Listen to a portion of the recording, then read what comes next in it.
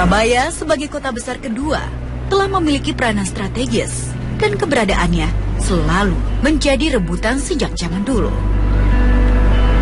Hal ini dibuktikan dari adanya peninggalan makam di Jalan Cempaka, Kecamatan Tegalsari, Surabaya, yang konon dipercaya bersemayam jasad sosok Panglima Kerajaan Majapahit yang hidup jauh sebelum era Mahapati Gajah Mada. Warga biasa menyebutnya makam Eyang Yudo Kardono. Menurut cerita yang berkembang, Eyang Yudo Kardono diutus oleh Raja Jayanegara untuk memadamkan pemberontakan yang saat itu terjadi di Surabaya karena dikhawatirkan dapat mengganggu kedaulatan kerajaan.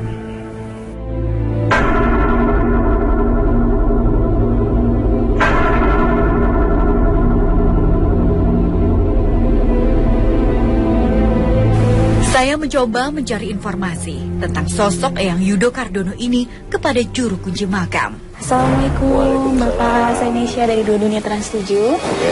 Nah, kalau untuk tempat ini sendiri, waktu awal ditemukannya itu bagaimana Pak ceritanya? Ya, pada zaman Belanda, di zaman pemerintahan di Wilhelmina, kalau nggak salah itu waktu itu, menurut ceritanya ya, terus ditutup. Untuk makam umum sudah istilahnya tidak dilarang untuk dibuat satu pemakaman lagi.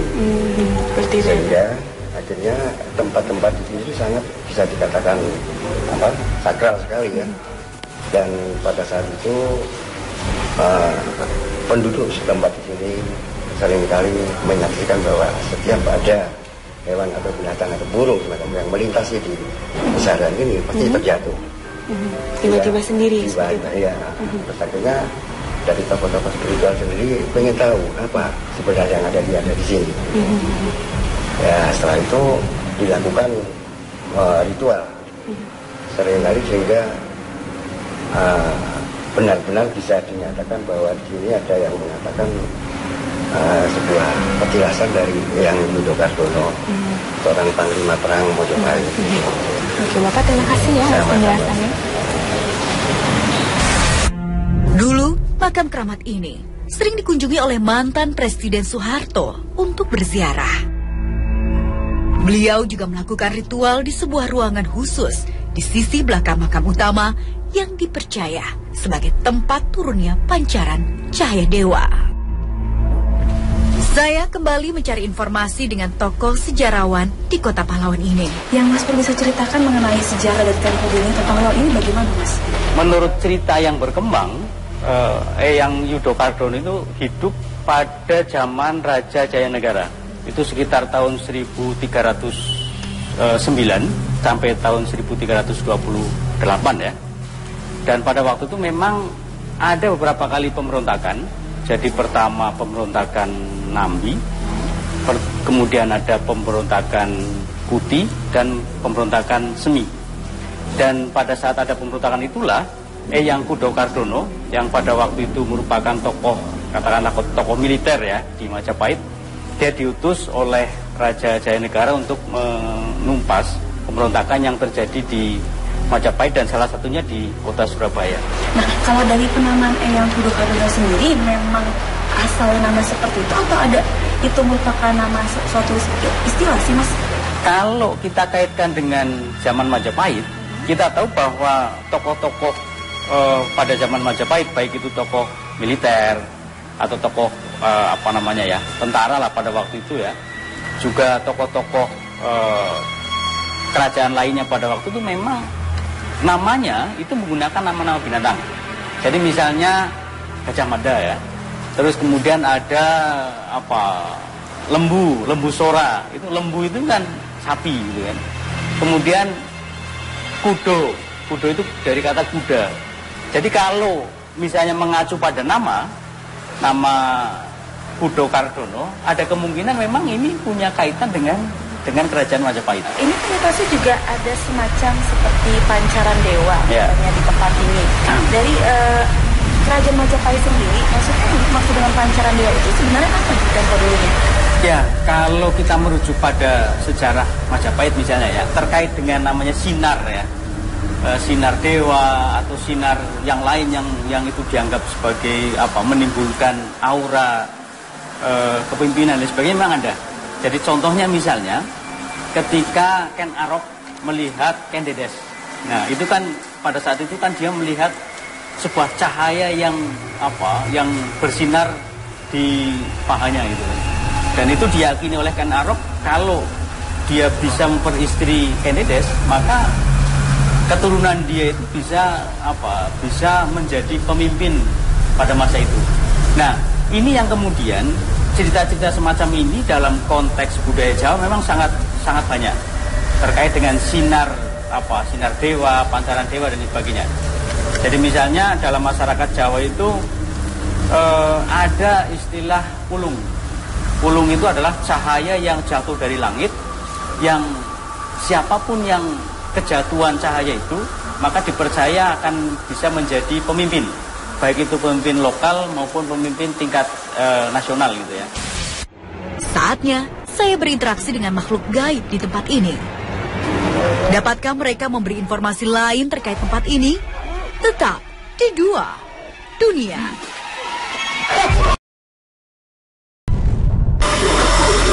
Saya dengan Gus Beki akan mencoba berdialog dengan makhluk gaib yang berada di tempat ini. Sementara Mas Dewa coba membantu saya menggambarkan sosok makhluk yang masuk ke raga mediator.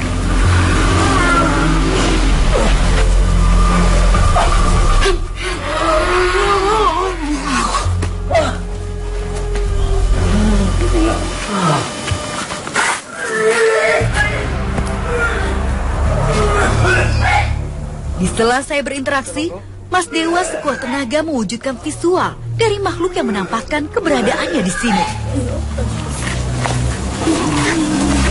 Ini udah masuk? Udah. Assalamualaikum. Nanti. Nangkene. Nang omahan. Assalamualaikum. Saman sapa? Aku gak duwe jeneng. Gak duwe jeneng ya. Hah?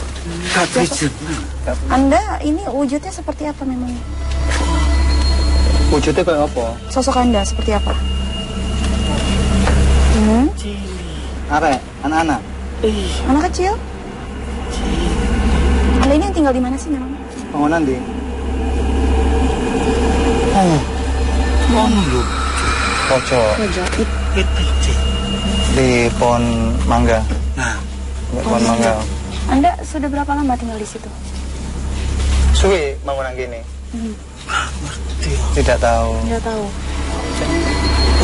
Itu kok. Tak bisa memberikan informasi, terpaksa mediator disadarkan.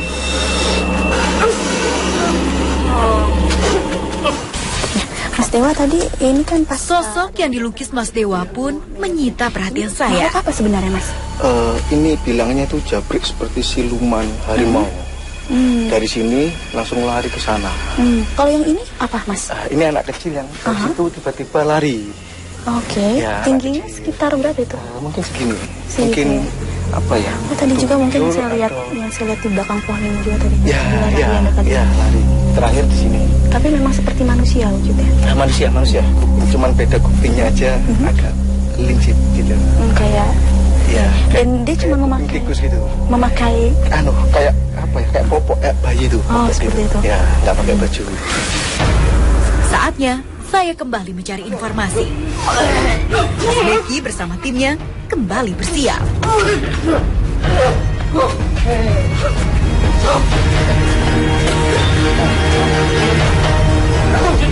Tiba-tiba saja ada satu makhluk lagi yang masuk ke raga mediator kami. Ia sepertinya sulit dikendalikan.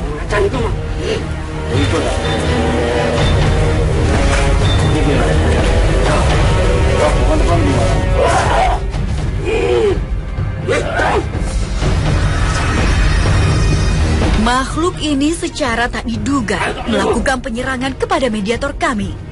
Pertarungan pun tak terhindarkan.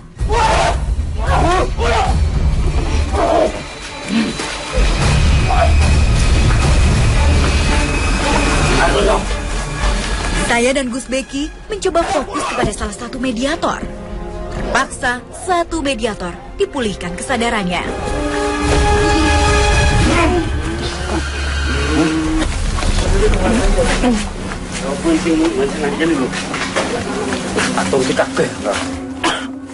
Sebelumnya Anda ini punya nama? Jeneng siapa? Punya nama atau julukan buat Anda? Rewang. Namanya Rewang.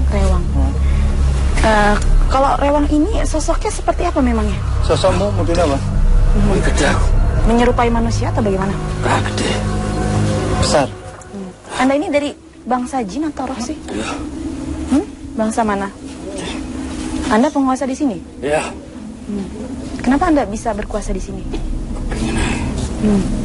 Anda tahu tentang sejarah dari Tilasan Yudo Kardono. Kardono. Tahu? Tahu. Bisa tolong aku sono. Ketika Anda datang ke sini, ini tempatnya seperti apa kondisinya? Bangun ini kayak apa di sini? Ya salah semuanya kok salah. Hutan-hutan sawah-sawah. Yang Anda tahu tentang petilasan itu bagaimana? Apakah itu memang benar-benar titisan dari kerajaan Majapahit? Saya sampean. Aku gak ngerti. Satu misalnya bisa Saatnya makhluk ini untuk pergi.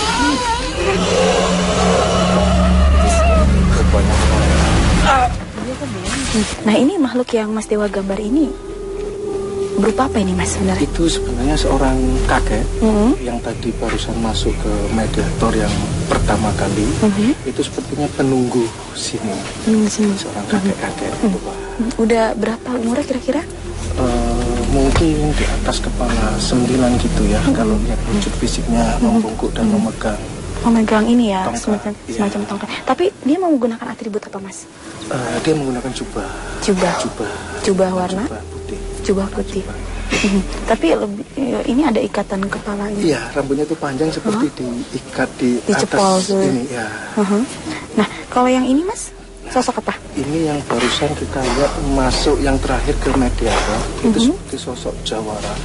Besar, ganteng, rambutnya panjang. Nah, ini saya masuknya seperti saya lihat di belakang ini adalah seperti sebuah medan pertempuran.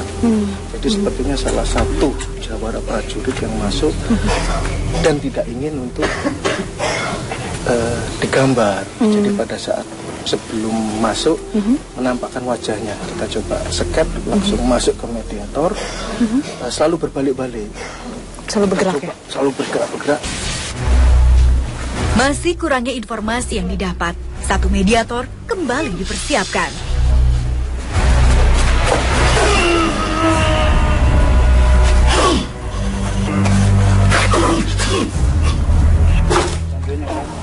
Ini tiba-tiba mediator ini kemasukan makhluk, namun nampaknya sulit sekali untuk digerakkan karena sekujur tubuhnya kaku banget. Tubuh mediator kami secara spontan tak bisa bergerak.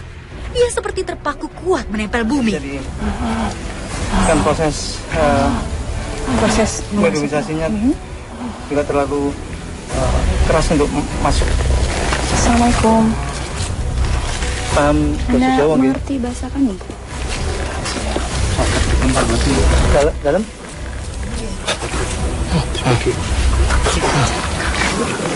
Assalamualaikum. Anda siapa? Akatungga. Bisa. Makhluk ini mengaku sebagai sosok dari Eyang Yudo Kardono.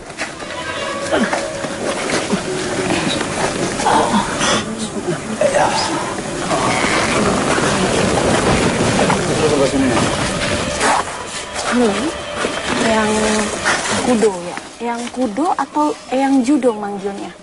Yang benar itu? Judo. Bisa dimengerti. Ini sebenarnya itu petilasan atau memang makam sih sebenarnya? Petilasan apa memang makam? Makam. Ada jasad Eyang berarti di situ atau bagaimana? Wonten jasad.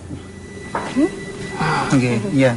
Kenapa Eyang itu bagaimana ceritanya kok Eyang bisa sampai ada di sana? Ya nopo ceritane jenengan saged sampai ten mriki. Ceritane ya nopo niku riyene? Brawijaya. Brawijaya menyuruh Eyang ini ke sini. Untuk apa, Eyang? Untuk nopo?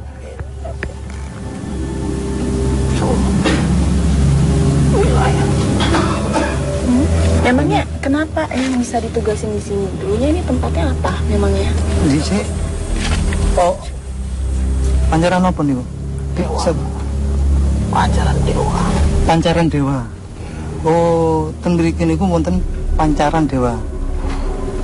Menurut pemahaman yang dia sampai di sini memilih di sini karena di sini ada sinar. Nah, kalau Anda sendiri memang meninggalnya kenapa? Jenengan Apakah kiamba hal- riyen niku sedo niku karena perang napa sakit karena sepuh niku. Oh, karena tua. Oh, karena tua. Usia. Iya kan salah satu mantan presiden negara ini juga. Di Indonesia niki wonten presiden namine Pak Pak Harto. Napa nate mriki? 4 kali. Iya. Apa itu entah? Oh, orang Pat. Oh, orang Pat di sini. Nggih. Khusus. Oh, ruang khusus. Wonten ruang khusus. Di wingking mriku wonten ruang khusus. Eyang setelah Eyang wafat itu Setelah ada jenengan sedo, penerus Eyang siapa? penerus jenengan wonten mboten? Tidak ada. Oh, ketutup. Eyang ada yang ingin Eyang sampaikan ke masyarakat?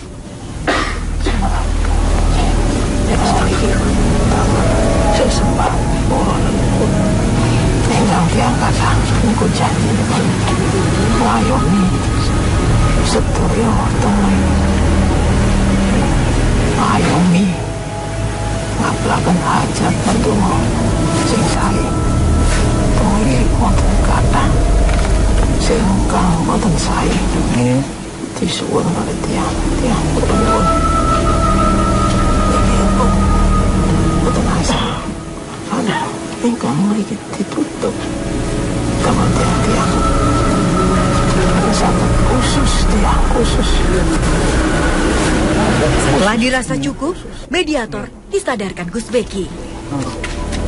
Mantuk ya, Mbak? Gus Beki tadi kan ketika sedang proses mediumisasi ada mediator mengatakan bahwa di tempat ini memang ada semacam pancaran dewa seperti itu. Gus Beki bisa tunjukkan sebelah mananya? Bisa. Di dalam. Oke, kita ke sana. Bisa.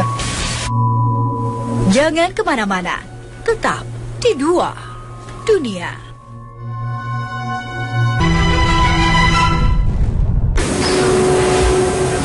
Saya penasaran, bagaimana sebenarnya tempat pancaran dewa yang dipercaya memiliki energi aura sangat kuat dan menjadi tempat ritual untuk mendapatkan jabatan tinggi. Dengan pancaran dewa itu memang ada semacam seperti cahaya gaib atau bagaimana sih sebenarnya? Kalau dilihat dari mandat panjang enggak, tapi kalau dari kekuatan tertentu memang ini sinarnya luar biasa. Oh, Sekali menyorot ke atas. Jadi memang seperti ada sinar yang muncul Iya. dari sini ya, kalau lihat dari gaibnya seperti itu. Oke, terima kasih Gus atas penjelasannya. Untuk mendapatkan gambaran sosok Eyang Yudo Kardono dengan lebih jelas, Mas Dewo akan mencoba melukisnya di atas kanvas.